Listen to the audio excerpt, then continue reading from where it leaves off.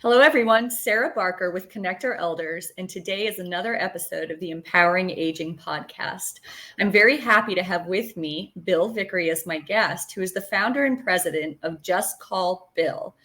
He specializes in working with seniors, helping them to understand how to better use their technology that's appropriate for them. But the key is teaching them how to use it. Part of what he also offers through his educational programs is a tool called LifeStats, and that is what we'll be focusing on today. Bill, thank you so much for being with me. Thanks, Sarah. It's a pleasure to be here. I'm excited about working with you today on this. This should be fun. Absolutely. And before we get started, I want to make sure that we are thanking our sponsor for the Empowering Aging podcast, Retirement Genius, all things alternative funding solutions to pay for care. So very, very thankful to Retirement Genius. All right, Bill. Well, without further ado, let's go ahead and pull up your slide deck, and the floor is yours. Great. Thank you. So today's program is called How to Manage Your Digital and Your Personal Assets. And so it really starts with a couple stories, and I'll get into that in a minute. But as a technical person, I like data. So I'm going to start with something that whether you are a senior, caring for a senior, I always say there's the upcoming forecast is change. And with seniors, I call it the division of responsibilities, meaning he does this and she does that. And usually what happens when a life incident happens, sickness, illness, or death, that person has to take over those other responsibilities. And many times they don't know where to start. So whether that's we have meatloaf on Tuesday every day, or she pays the bills, or he cuts the grass, well, that's what I call division of responsibilities. Well, as we get into this, you're going to say, well, why is that relevant to this? Well, it's relevant to this because how you manage your digital and personal assets should be both of you. And it shouldn't matter how old you are. So whether you're 28 or 88, there has to be a methodology and a method to the madness. And we'll talk about that. So one of the things I like, and most of you may already know the top one, but 10,000 baby boomers a day are turning 65. 42% of them don't have enough money to retire on, which is a scary number. But the next scary stat is even worse. 60% of people over 65 do not have a will, trust, or an estate plan. That is a frightening number. If you told your son he gets the car and you don't have a will, trust, or an estate plan, he may never get your car. And even a state that has probate, as I tell people, I'm not a lawyer, I don't play one on TV, and I also didn't stay at a Holiday Inn Express. But I say all of that is you have to take the time to do this. And it doesn't matter how old you are. Again, 92% of families want to have an end of life discussion about what we're going to do and how we're going to do it, but actually only 23% do. That's another scary number. So how would you know what that loved one's plans are, whether that's a funeral or what happened with their assets? And many people think this is bad luck or bad juju or whatever analogy you want to use. But the thing is, you have to talk about it and you have to get a plan. In South Carolina in 2016, there actually was and that's where I'm based out of, but I'm sure there's other laws that are enacted throughout the United States, that it's basically a fiduciary digital asset act that you can allow legally someone to have access to your digital assets. And I'll explain to you what that is in a minute. So are you ready? Have you ever forgot a username and a password? Of course you have. We all have. The average person has about 20 to 22 different, keyword different, passwords. They're not all the same, and they should not be all the same for lots of reasons. That's another class for another day. But also, what is the name and where are your personal assets? So that first one, usernames and passwords, are your digital assets. Your personal assets, I call that, where's your stuff? It's all the other things that are not usernames and passwords. Does a loved one know how to help you when that life incident happens? Sickness, illness, or death? Where would they start? I call it, if you don't have that plan, you go on the Easter egg hunt. Meaning you start opening every drawer, every closet, every box, hunting for whatever you're looking for. You know, we're always taught and trained to protect ourselves against the bad guys, meaning scammers and bad guys. But how and who that someone will be to come help you. And it's a trusted someone, obviously. So what's your plan? If you don't have a will, trust, or an estate plan, go get one today. There's an elder law attorney area in your area. Go contact them and at least start asking questions. Create that plan for your digital and your personal assets, and then determine where are they. You have to have a documented plan. Back in my corporate days, the rule was if you don't have it documented, it's a dream, which means it's nebulous. It's not even, how would you find it? So write things down. So where's your stuff? There's a lot of people that have a garage that looks something like that, or a basement or a closet.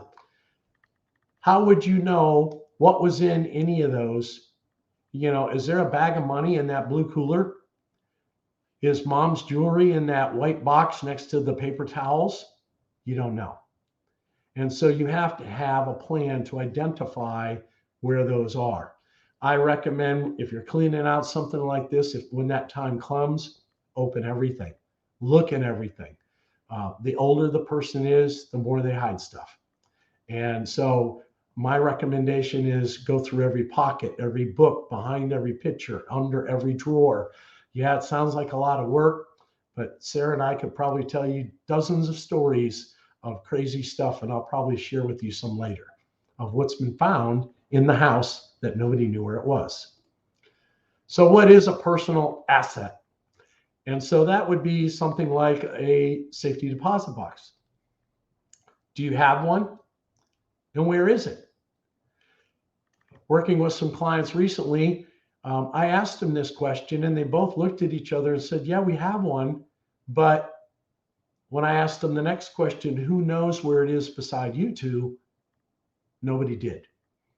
Then I asked them the question about, well, where's the key? Oh, is it still in the gray Argyle socks in your sock drawer in your dresser? You can't make that up, but that's where it was. And they were the only two that knew where it was. And so you need to write that down. We need to have that because God forbid if something happened to you, a lawyer and a locksmith, and thousands of dollars later, that's just one step in where is your stuff. What about your passport, marriage license, if there's divorce paperwork, Social Security, driver's license? How about a list of your doctors? Yes, all of them. Specialist, internist, primary care. And the more information, the better, but at least have the name, a phone number, and who they're affiliated with. Who's your primary care hospital? Most areas, of course, Sarah lives in a big community. There's probably more than two, but at least every community has two. So which one is that? Because you may have to know that and access it quickly.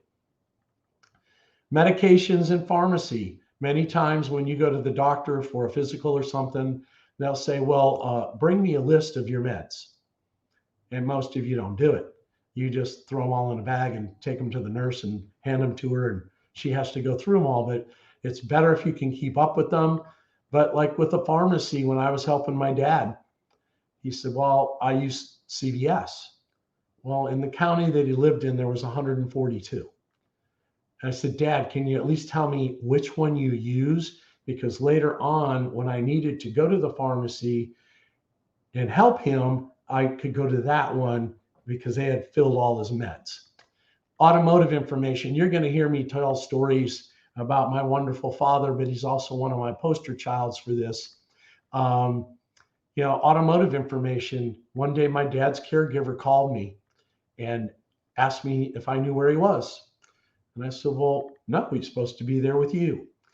She said, well, he's not here and neither is the car.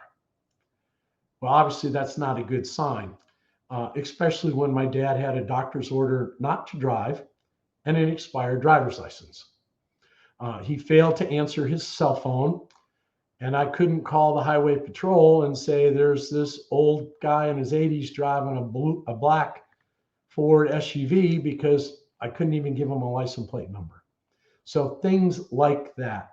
So part of where coming up with how to manage the digital and personal assets was one, my father. I had firsthand experience in caring for him long distance and in person. And many times, thank God we had some of these discussions, but when he passed, some was easy to find and some was not. The intention with all of this is when that incident happens, it makes it easier to locate it. How about any insurance? Could be health insurance, could be house, home, car, boat, any kind of policy you have. Who's the carrier? A policy number would be good. A phone number, even better. And maybe even a person's name, like the insurance agent. The more you can put in, the better it is. Financial information like banks, loans, credit unions, who has the loan on the house, the mortgage. How about the car? Anything that person's making a payment on, because eventually who's left behind is going to have to deal with, or even not even left behind, but like in my case with my dad, I asked him, I said, when's the last time you paid your bills? He said, well, I don't know. I've been in and out of the hospital for 6 to 8 weeks. He was meticulous, when he could pay him on time. But when he couldn't, I said, Dad, well, I need to know what bank you use and where it is so that I can help you pay your bills.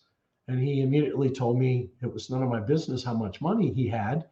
But in turn, it wasn't. I told him, I said, I don't care how much money you have. I just got to make sure you're not going to lose your house and anything else that needs to be taken care of. Here we are with that will, trust, and estate. Go get one. Power of attorney, very important. Even just as important as a will and a trust. Most states, it's a financial power of attorney, or sometimes called durable. And the other one is healthcare. It can be the same person for both or different, but it should only be one person, because like I had a friend of mine, he and his 3 brothers were going to be the power of attorney. Well, they didn't agree on what golf course they should play on a Saturday, let alone how to take care of dad. So it makes it easier to make decisions if one person can be in charge. That DNR, the do not resuscitate agreement, different states have different agreements. So do you want to be fed? Do you want to, be artificially, like with the paddles for your heart? So there's all sorts of different things that you should have already had done that, okay, well, that's located in the top drawer of the desk in a red folder, or however you keep track of this stuff. Or if you keep track of it digitally, we'll talk about that in a minute. There's that house and mortgage information. What about church? I knew my dad went to church, but I didn't know which one. And I sure as heck didn't know the name of the priest. And I needed that later on when he passed. So something to think about if that's relevant. What about the pet? I jokingly say, well, okay, who gets Fluffy the snake? Here's this, and it could be a snake, a dog, a cat, a lizard, but who gets Fluffy the snake? And oh, by the way, who's Fluffy's doctor? You could have all of those records, and it might be real easy that, well, we don't like pets, or that snake's not coming to my house. But in turn, well, I take the snake, but how do you take care of a snake? Well, let's call the vet. So little things like that. Military veteran information. Those of you that have served, thank you. And Sarah's one of them. But where's your DD-214? That is your discharge papers.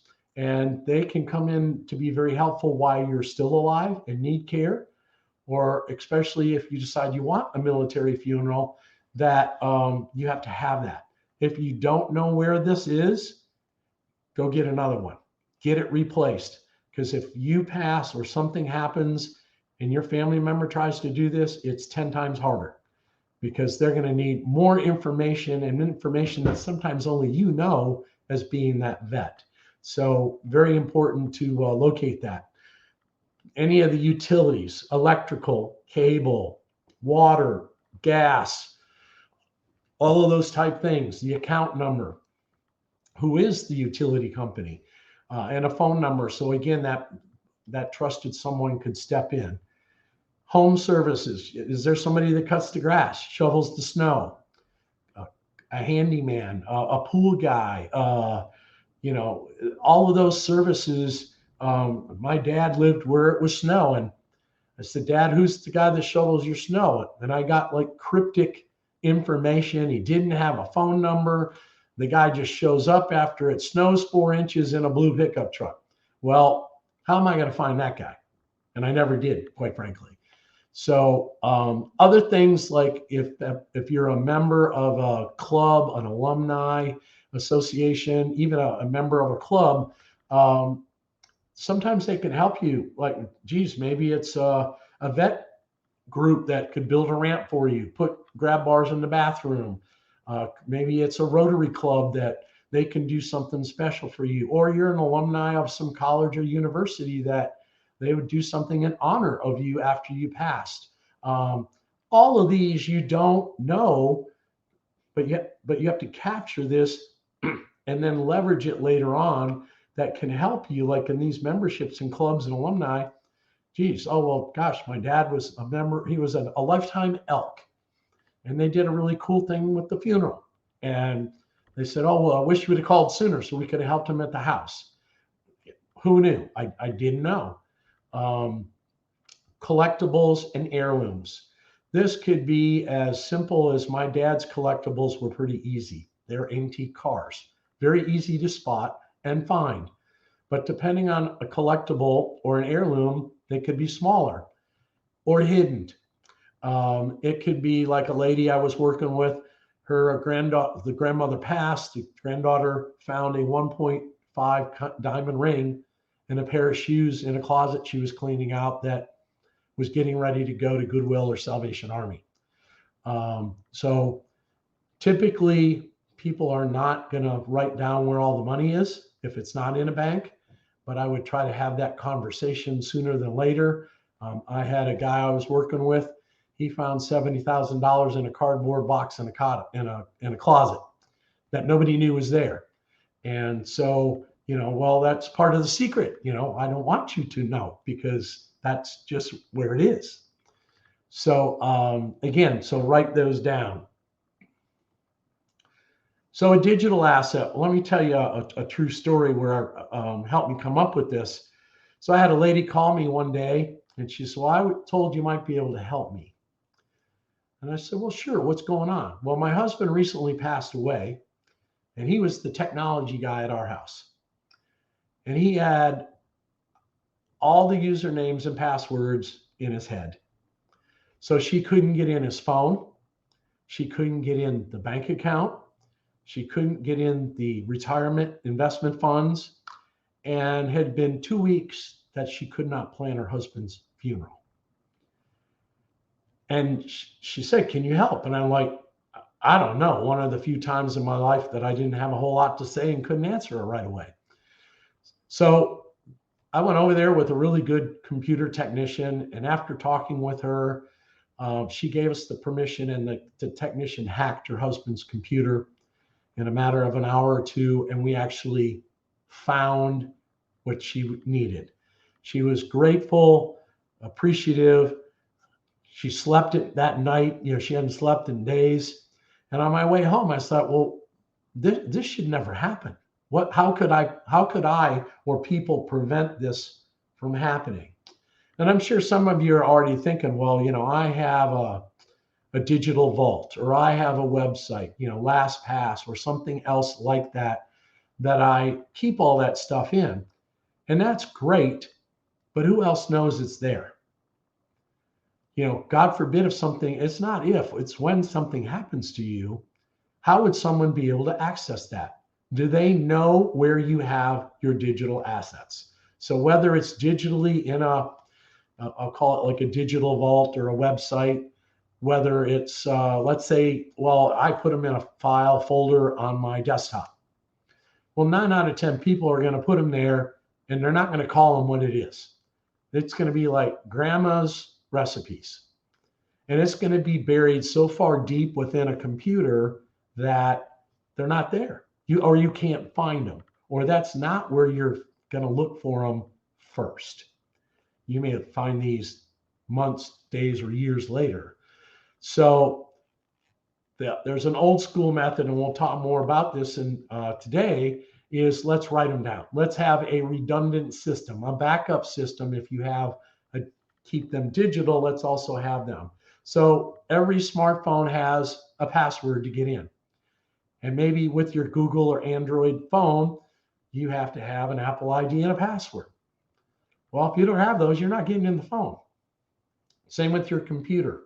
You may have a security code to get into the computer, and then another username and password to get to your email. Have you written them down? Oh, I changed them. I can't keep up with them. The stories I could tell you about when I go help someone is, I say, well, so what's your username and password for your email? And they hand me this envelope with a bunch of pieces of paper and napkins and envelopes, and I dump it out, and it's here somewhere. Well, which one is it? I have no idea. These are a pain in the butt to keep up with. I can't keep up with them. They're just too much work. Well, if you don't keep up with them, how could anyone else? What about your bank account? If you're banking online, another username and password, an ATM PIN number. Eventually, someone's going to have to access this information, either to get information or maybe later on, shut it down, turn it off. Your investments, your retirement funds, your 401k. There's some security that's associated with that to give you access to that account or someone else. What about social media? So when my sister passed away, on her 1-year anniversary, it said, "Wish Rosemary a happy birthday" on Facebook. That account stays there forever until someone turns it off, either with a username and password, or there's another way we'll talk about later about legacy contacts.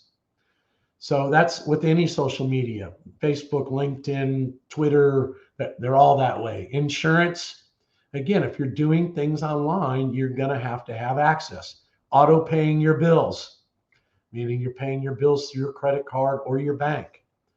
What about just the cloud you use? And there's many other ones. So there has to be a place that you can write these down, that you can find them quickly, easily, and effectively, as opposed to waiting for the phone to ring of when all hell breaks loose of what do I do next? You're going to the place where the fire's burning the most or who's screaming the loudest to get help. And this way you literally could get started within minutes after you need the information. One of the things that I've worked with Sarah and other companies is actually customizing a LifeStats. And that's the name of this book that we're going to talk about in a minute. And you see that Sarah's logo is on here. And so this is really cool that this can be available to anyone in the industry to use this as a move-in package, a gift, a welcome for your employees, for your residents, your clients. But again, a document like this is only as good as if you fill it out. And there's all sorts of places in here to fill out all of that information that I talked to you about just earlier. So wouldn't this be cool to have a personalized document for you? And so one of them, it could be through senior communities and centers, but also just any company in general. This is now part of maybe the employee assistance program. That so many families, when you're tasked with taking care of your parents, are taking time off work, and it's affecting the culture and how even how that person comes to work every day and takes days off. well, geez, wouldn't this be cool to have something that you could have as a tool, and then really have meetings to follow up with them to say, hey, look, let's help you do this, or have me or someone else, because again, it's only as good as it's unless it's filled out. So a scary topic of some people say this is the death document. Well, it's really not, because you can use it when you're still alive. And what a great differentiator, because what happens with this document, it's a legacy document, meaning that one day somebody's going to open that and go, holy man, look at this. Everything I need is right here. In a matter of minutes, I know where the bank is. All of those questions I asked my dad, I didn't know until I wrote them down. And so here this is, and they're going to go, oh, wow, this nice connect our elders. Look at this cool thing that this lady gave us. And then, my information's on the back cover in real tiny print. But so if that's something you're interested, reach out to Sarah or myself, and we'd love to talk to you about that. Some of you may or may not be familiar with 5 wishes. So remember that I said about people not having a will, trust, or an estate plan? And one of the biggest pushbacks I see is, well, it costs too much money. Well, sometimes it doesn't matter. Sometimes you have to do what you have to do. But this is a document that's available online at 5wishes.org, and it's $5. So it can be a legal document once it's filled out completely and notarized. And I'll talk to you about that in just a second. So the 5 questions it asks that you fill in are: the person I want to make care decisions for me when I can't. You identify who that is up front, and it's a fill in the space document. What kind of medical treatment I want or don't want. Maybe it's that DNR, maybe it's not. If you don't have a DNR, this is it. It could be, I'm not having chemo, or I'm not, whatever it might be. How comfortable I want to be. Do you want to be in a fluffy bed, your favorite chair? So it could mean physical comfort, but also mental comfort. How do I want people to treat me? It could be, I don't want grumpy, crabby people around me. Sorry, I get to pick that when I'm dying. And and if I wrote it down, I would hope the people that are taking care of me would honor that. And then what I want my loved ones to know. Is there some deep, dark secret? Is there something that you've always wanted to tell them? It could be just, I love you and be good kids, or whatever it might be. But once that's signed and notarized, it's legal. So you just have to check in your state. But most of the time, if it's notarized, and then keep that with your important papers. I also have programs that I do that I'll take LifeStats and combine it with 5 wishes for a program called Preparing is Caring. I usually would partner with like a hospice company or something that does this on a regular basis. And we introduce this concept to say, here's LifeStats and here's 5 wishes. And it really becomes a proactive, documented plan. It's great for church groups, organizations, companies, and can even be, a differentiator for hospices and other organizations.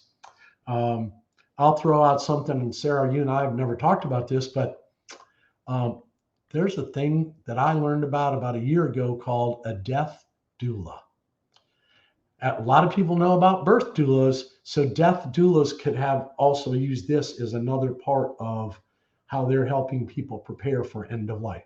This could be considered LifeStats and 5 wishes as part of that end of life planning. So you have to write this down: the personal and your digital assets. And so over there on the left is an old-fashioned address book. I have found that these are hard to find because I went to office supply stores and Walmart and other places, and I don't know if they make very many of these anymore. And some of you may be old enough to remember a Rolodex.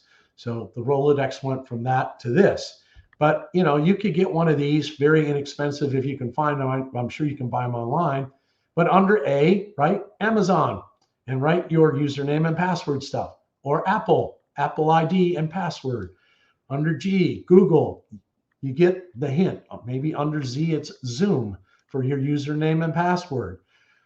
There's little digital booklets that you can find online. They're a little more expensive, or a yellow pad of paper, or even a spiral bound notebook. I like a notebook or a booklet because it's all together. It's not pieces of paper on that yellow pad that could come apart. But why not get a booklet that's already done, and there's a place for all of it in there. So right there is the Connect Our Elders customized LifeStats. So that's the front cover and the back cover, and that's available. It's going to be available after today's program that we offer something to you. That's the one I do. That's for my business. But the benefit of LifeStats for someone is to keep all of your data in one place. It's a proactive planning tool. It helps you get ready for when that life incident happens. It's not if, it's when. It can provide a way to document and find the information easily, quickly, and efficiently. Provides peace of mind. I would recommend that, maybe during the holidays, you have that critical family discussion and say, hey, Mom, Dad, or even when you see them and you haven't seen them in a year or 6 months, and you say, oh, we need to have this conversation sooner than later. And it's not that you want something bad to happen. You need to also have a plan to be prepared when it does. So this augments your estate planning. I can tell you, I have talked to dozens of elder law attorneys, and this information is not in your will, trust, or estate plan. So what I call LifeStats is the gap document. That's that document between there's a will, there's LifeStats, and your funeral plan. So whether you have a funeral plan or not, this is the information that you can find that. So again, you can help find it quickly, for that personal and digital information. And it's great for your own family, a company, employees, clients, and families. I mentioned earlier about social media. So there's a term, fairly new term in the last couple of years called digital legacy. And so in the case of like with my sister, the Facebook account stayed up for over a year after she passed. Well, there's a link within Facebook, and there's a hot link there, or you can check into your account that you can actually set up that person's name, that trusted person, that when you pass, they can have access to it. Then there's going to be proof, you probably have to get a death certificate and various things. But if you do this proactively, it's going to save a bunch of headaches down the road. Same with Apple. If you've ever forgot your Apple ID and password, it is one major pain. And try to call Apple and explain to them that Dad passed away and I need to shut down the account. So there's some things you can do ahead of time to do this. And same thing with Google. Whether you have Gmail or other Google products, there's something you can do ahead of time to make sure that you've planned well enough in advance. And in this case, it doesn't matter how old you are. I've talked to a 28-year-old lady working at United Way, and she says, I don't know the passcode to my husband's phone. He's got a bank account. I have a bank account. I don't even know where the bank is. So there's various things that go on in everybody's individual life. So when in doubt, write it down and have a plan. So this is my information, and I guess we'll leave it up for a minute, and then Sarah and I are going to offer one of her customized LifeStats for you today, and she'll put up that information. But again, just call Bill, and there's the offer right there. Cool. So reach out to her, use that QR code. That's what that thingamajiggy is on the right and the left. I think the one on the left is for 1 for 10, and the other one is 2 for 15. So you get a deal. You get two for a price for 1.5. But again, reach out to Sarah, reach out to myself. We'd love to talk to you, figure out ways to partner with you, because when it all comes down to it, we're all trying to do the same thing. What's right to take care of our family and our friends, and it makes it a whole lot easier when you have a plan. Mm-hmm. Bill, thank you so much. And Connector Elders, we're extremely excited to be partnering with you in this way, because you and I have met several times about LifeStats and the value of it as a tool. And so I'm really excited to not only have it be available direct to consumer, so families, any adult children who have aging loved ones, and you've been listening to Bill's presentation and see the value in this, please consider purchasing this. But also, I think that there's a huge application for this for caregiving agencies to deploy, right? Adding it to their assessment packet when they're bringing a client on service, hospice companies, care management companies, assisted living communities, right? The list goes on, because as you said, Bill, this is something that really, regardless of age, we should all be writing this information down. Yeah, I've done some programs here locally and have partnered like with some lawyers. And it's interesting, people are bringing copies of their wills. Of course, the lawyer's talking about their will and their power of attorneys, but they're saying, yeah, but what about that thing you have, Bill? And even the lawyer will say, we don't do that. Some financial planners will do something like it, but it's pretty voluminous, 80 to 100 pages. And again, when I tell people, when you get this document, don't try to sit down and fill it out all at once. Some of the stuff you're going to find easily, and others things like maybe your DD 214, you haven't seen it in 30 years, and unless you recently got out. So I got to find it, or if I can't find it, go get another one. So, but again, take the time to fill it out. Bill, would you mind sharing with the audience some of the other programs that you do? We still have about 20 minutes, and I'll go ahead and leave this screen up. So anybody that happens to be, coming into the presentation or seeing us streaming live, if they're interested, they can go ahead. So Just Call Bill, right?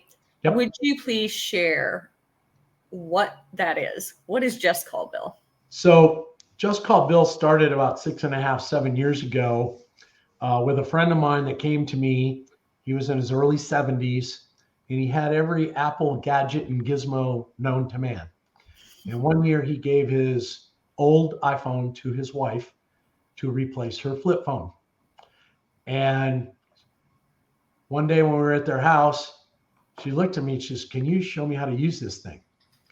But my husband can't do it because he doesn't have the time or the patience to do so. So whenever they visited our house or we visited their house, we just kind of casually went through some things. So one morning he walked in and says, "What are y'all doing?" And I said, "Well, we're whatever it was that day." And he says, "Hang on." And he went and got his phone and came back and he says, "I don't know how to do that." And so throughout the day, he asked me numerous questions about all of the gadgets and gizmos he had. And I said, "Well, Mel, there has to be a place that you can go and learn about this." And he goes, "Well, if there was, I wouldn't be asking you." He and I just had kind of an interesting and wonderful relationship. So when I got home, I did some research, and he was right that at the time you could go to an Apple store, and you still can now, but they're going to teach you in the store. And if you've ever been into an Apple store, it's really not an environment conducive for seniors to learn. And many times just not anyone, because it's loud, it's bright, it's just kind of a crazy environment. So as I researched, I found that there was really no other place to help seniors learn. So I started about their technology. So I started and created a whole curriculum for iPhone and iPad. I teach at the OLLI program. So that's OLLI. That's a national program. It's the largest national program for senior adult education. And OLLI stands for the Osher Lifelong Learning Institute. And in the state of South Carolina, there's 5 locations, and they're all located at a college or a university. So the one I go to is at Furman University, and there's a 30,000 square foot building on campus dedicated to senior education. So you can go and learn how to paint, play the ukulele, learn about world history, or I teach an iPhone class. I call that one, not publicly, but to myself and friends, the extreme iPhone class, because I had to conform to the term of the university. So that's an 8-week term, 90-minute class for 8 weeks. So that's 12 hours of programming. At the time, I did not know 12 hours of programming on an iPhone or an iPad. Well, that's the requirement to become an instructor. So I did. So what happens in that class is I weave in other things that what I call as non-screen time. Like I'll talk a little bit about scams. I'll talk about how to save money on your cell phone bills. So where that happened is once I spend that much time with someone in a class, I build a high level of trust with them. And so I've adapted that class where it can be down to 4 classes or 6, but it's, at the college and universities, I have to do the 8-week one. So I have, and all of my content has been created by seniors asking me, hey, what do you know about this Uber thing?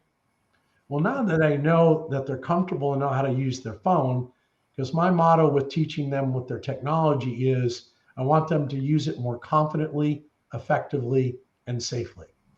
Because there's, as we all know, there's bad things that can happen to them with a click of a mouse or a touch of a text or answering a phone call from somebody they don't know. So there's classes on scams, how to save money on your cell phone bill. And all of these, I call them educational seminars. They're about an hour long. They're presentations, very interactive. But recently, I just saved a man and his family $1,200 a year on their cell phone bill. Wow. Seniors qualify for discounts, but you don't get them unless you ask. Bill, could you, we had a really powerful conversation about what I'm about to say, which is there is this assumption that seniors, elders, right, are technology adverse, but you have actually discovered that that's not actually the case. They are interested in utilizing technology, but are too embarrassed to ask for help, to figure out how to use it and feel comfortable using it, for what various reasons. Maybe they're just too embarrassed because they don't know how already, or they don't want to be a burden to maybe their grandchildren or their daughter. Yeah. So sometimes, this time of year, I'm thinking I want to buy a new phone, or I want to buy a new phone for mom or dad, or, and I say that's great, but, you can't make somebody do what they want to do. So if they have a flip phone and convincing them to go to a smartphone, that might be good or might not be good.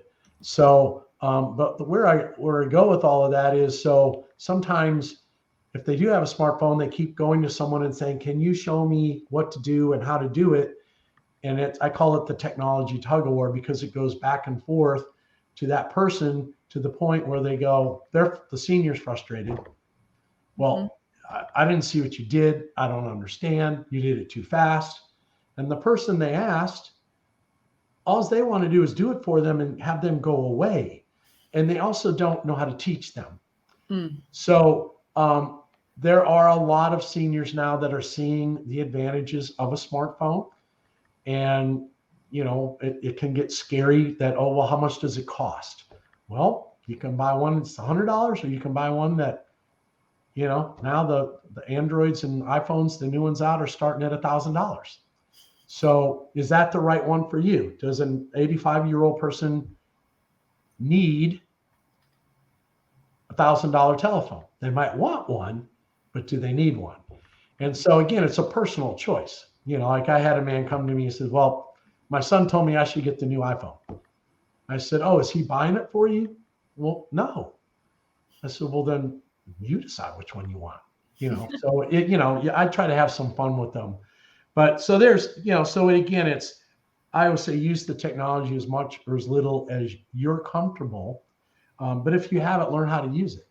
I have a class I'm doing 2 more before Christmas. It's Dear Santa, I want a new phone. I frequently get asked, I'm thinking of a new phone. What should I get? So I go through a series of questions with them on, which one do you have now? Why do you have that phone? Why do you think you need a new phone? What's your budget? I mean, I talked to a lady the other day. She bought her phone based on one thing. It was lavender. That sounds like something I would do. It was pretty lavender. Didn't care how much it cost. Didn't know where the availability was. But I'm like, oh, okay, to each his own. Talk about setting up in case of emergency, contact in your phone, your medical ID. Again, there's one on Facebook, just kind of the intro to Facebook.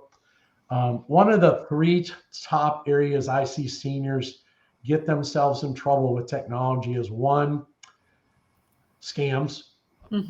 They're talking to strangers. They're answering the phone. And I could sit here and tell you horrible stories about bad things that's happened to good people. But a lady just recently, she lost $300,000 over a 3 or 4 year period. And she did everything wrong. So the saying I say is, you don't know what you don't know, but some are pretty obvious of, some man that's asking you to get a $1,500 gift card and read the numbers off the back so I can go be with you someday or whatever. So right. I tell my mom, everybody that wants to be your friend on Facebook is not your friend, Mom. Exactly. Yeah. That's just a marketing name. They came up with those people. So, ride sharing, introduction to online banking. Another one I have that's very popular, I'm getting ready to do more next year, is technology for healthcare. Look what happened during the pandemic, where you can go see your friends and they couldn't see you, but you can even go to the doctor. And all of a sudden the doctor's saying, okay, let's set up a telemed appointment. Well, what's that? How do I do that? Can I do that on my flip phone or the house phone? So there's some real basic questions, and then that leads to my chart. And so, have a fun little program about that. The LifeStats program, obviously, there's one I also do. It's called The Great Digital Divide. And that talks about the lack of broadband internet in America today. There's almost 22 million people in America that don't have access to broadband internet. And in rural areas, doesn't matter where you live, it might be like dial-up speed. So how did people communicate and stay contact with each other? During the pandemic, there was a big push to get the kids connected to be able to go to the school. But what most people didn't think about, the largest demographic in America, the seniors, they assumed they had internet, they had email, and they knew how to use it. And they became the biggest disconnected demographic in the world. Another one I just did for the Senior Living Association in South Carolina, how to utilize technology to differentiate your senior living community. As young seniors are in their home, optimizing technology, they're doing all the stuff you and me and their kids are doing with streaming and paying their bills and what have you. And if they're going to consider to move to a community, they want to be connected and have robust technology. If not, they're going to move somewhere else. They're not going to that. And then I also have another one that I'm going to partner with a lady in Florida. It's called the iPhone Buying Guide. The ins and outs of what to look for. And then we do a general one locally. It's called Tech Talk, that we can just go. I bring a computer technician with me. And it's basically the seniors come and they bring all their gadgets and gizmos and say, hey, this is going on with this. Or tell me about streaming. I don't understand it. And so it's just a general Q&A session that they I love what you're doing, Bill. I mean, there's such a need for it, but I love that you're even the titles that you're giving. I think the fact that you're making it fun and you're making it safe in that they're comfortable is what I mean when I say safe for the senior, right? They feel comfortable asking their questions to you. Yeah, it's been fun. Locally, we're doing stuff like just because of the resources. It would be hard to do it in California for you, but somebody moves in their new house or community, and we can go set up all the technology for them, because the technology or the cable people don't have time and don't do it, and the maintenance people are usually busy, or the kids live in Pittsburgh and they live too far away to help them. So there's all sorts of fun stuff. Bill, do you do a class around LifeStats? I do. So similar to what we did today, I can do that live or in person or virtually. Okay. And so yes, I can do that absolutely. And then I make mine available, or like I said, Sarah and I are going to have you and I are going to have some available that people could purchase, or even better, if somebody says, "Hey, well, geez, I want to use this for my business to, do that." So absolutely.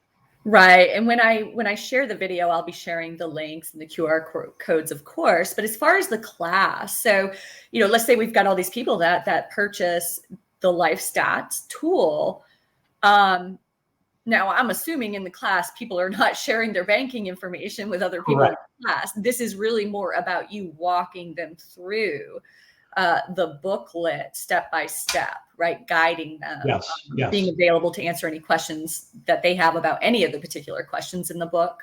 Yes. It's an intro, because many times people have never thought about doing this. And that if there was a product available that was inclusive, it's interesting. So what I say, if I like with you later on, we could say, "Hey, look, we want to make an offer." I'm kind of brainstorming right now with you, to say, okay, we're going to do another program, and people could sign up for doing a virtual program, or as you tour around, I'll just be your shadow and carry your suitcases. But to do a live program and have them bring their power of attorney or a family member, and let's fill this out. Let's make this so it's not scary and kind of overwhelming, that and that they can prepare. Okay, now I see what's in there. That, well, I don't pay the bills. My son pays the phone bill. Well, okay, well then don't worry about it. Okay. So there's little things to kind of put them at ease. But again, it's very important to fill it out. So let's do this, Bill, for anybody that you and I will decide on a date and time in a virtual room. So people that do decide that they want to utilize LifeStats for their loved one or themselves, right? Or maybe it is a caregiving agency that says, yes, I'm interested in figuring out how to incorporate this into my offering. Upon purchase, they'll be sent a registration link for the tutorial class. Okay, that's a great idea. And I love to partner with other companies like you. I think, Sarah and I hit it off because we're like-minded and like to work with the industry, the senior industry. But so if there are other people out there, companies that are thinking of this, I got 25 years in corporate America as a marketing and sales guy. So I like to explore ways to partner and explore ways to create win-win relationships. So. Absolutely. That's exactly why we've hit it off, Bill, because that's the type of people I like to work with, right? Yeah, they're the most fun and enjoyable, right? Yes. Well, Bill, do you have any final words for the audience before we go ahead and close out our session today? Just sometimes this can be a difficult topic. Sometimes culturally, depending on your background, could even be harder. But come at it non-confrontational, very casual. Might take a few times to introduce the topic, but say, "Hey, have you ever thought about this? Geez, if you told me you want me to help, but I don't even know where to start." So this could be an opportunity to open up a line of communication.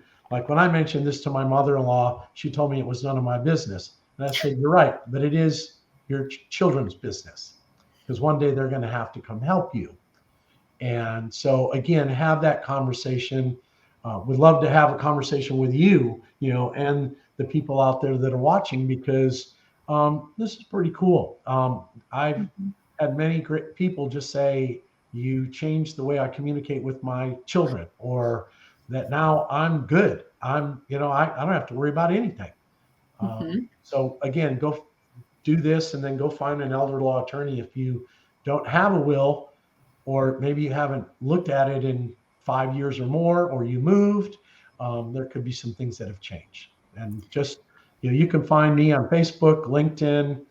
My website is justcallbill.net, and the phone number is 864-621-0224. Bill, thank you so much. And again, Connector Elders is extremely excited to be partnering with you on this level and being able to offer this as a vetted, valuable tool to the families that we serve, as well as the providers that we have. And I also want to thank our sponsors again for the Empowering Aging podcast, Retirement Genius, all things alternative funding solutions to pay for care. Thank you again so much, Bill, for being my guest. For the opportunity, and I'm sure we'll talk again soon. Yes, sir. And go buy one of those Connect Our Elders LifeStats, because that would make a nice, not even a gift, just a nice present that you can give somebody anytime. It is. It's such a great tool. So yes, buy one. Stocking stuffer. Thank you so much, Bill. I hope you enjoy the rest of your day, and I hope everybody in the audience has a wonderful day. And we will see you guys again soon. Thanks, Sarah.